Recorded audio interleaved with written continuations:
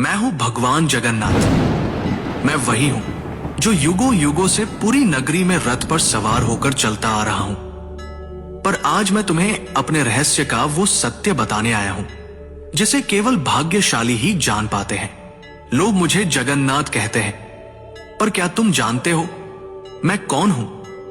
मैं वही हूं जो द्वारका में श्री कृष्ण था, वही जिसने अर्जुन को गीता सुनाई, वही जिसने राधा के प्रेम को साक्षात ईश्वरत्व में बदल दिया, वही जिसने अधर्म के सामने धर्म को विजयी बनाया।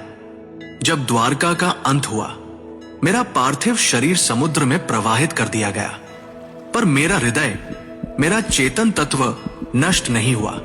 समुद्र में एक दिव्य काष्ठ पवित्र लकड़ी के रूप में प्रकट हुई और बहती हुई पुरी के तट पर आई।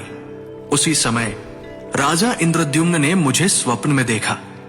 हे राजन, ये कोई साधारण लकड़ी नहीं, ये मेरा शरीर है, इससे मेरा विग्रह बनवाओ। राजा ने आदेश दिया। मूर्ति बनाने के लिए एक वृद्ध पुरुष प्रकट हुए। उन्होंने कहा, इन्हें गुप्त रूप से बनाऊंगा, कोई द्वार मत खोलना। वो कोई और नहीं, स्वयं विश्वकर्मा थे।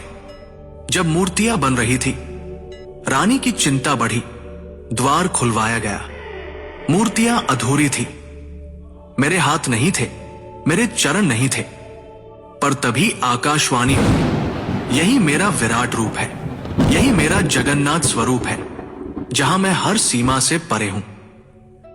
जो मूर्ति नहीं, चेतना है, जो धर्म का रक्षक है। राजा ने मेरे उस दिव्य हृदय को मूर्ति में प्रतिष्ठित किया। वो हृदय जो श्री कृष्ण रूपी मेरी चेतना का केंद्र था, वो आज भी मेरी मूर्ति में वास करता है। हर 12 से 19 वर्षों में जब मेरी मूर्तियां बदली जाती हैं, उस हृदय को गुप्त रूप से नव विग्रह में स्थापित किया जाता है। कोई उसे देख नहीं सकता, कोई उसका वर्णन नहीं कर सकता, क्योंकि वो हृदय भौतिक नहीं, दिव्य है। मैं वही हूं जो कृष्ण है, विष्णु है और फिर भी सबसे परे है। मेरी आंखें गोल हैं क्योंकि मैं हर दिशा में देखता हूं। जब मैं अपने भाई बलभद्र और बहन सुभद्रा के साथ रथ पर सवार होता हूं, तो वो यात्रा कोई उत्सव नहीं, वो क्षण है जब मैं मंदिर से निकलकर भक्तों के हृदय तक पहुंचता हूं। जब तुम मुझे सच्चे हृदय से पुकारोगे, ओम नमो भगवते जगन्नाथाय, तो तुम पाओगे कि मैं तुमसे कभी दूर था ही नहीं।